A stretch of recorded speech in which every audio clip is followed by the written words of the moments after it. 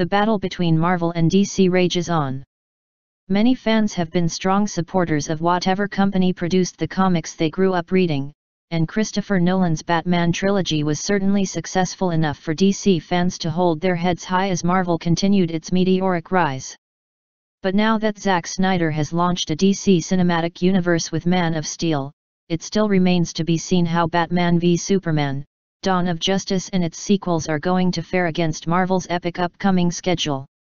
Now new shots have been fired by Warner Bros. CEO Kevin Sugihara. The executive spoke at a telecom conference today, via Variety, and here's some of what he had to say. The worlds of DC are very different. They're steeped in realism, and they're a little bit edgier than Marvel's movies.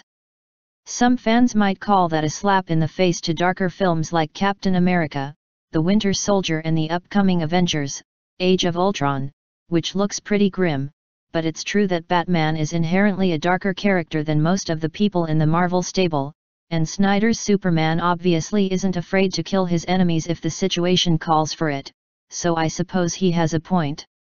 He also said, "The key thing is that the movies and the television shows and the games, everything looks very different. You have to be able to take advantage of the diversity of these characters." With Warner's approach to television, it's clear that they're embracing those differences.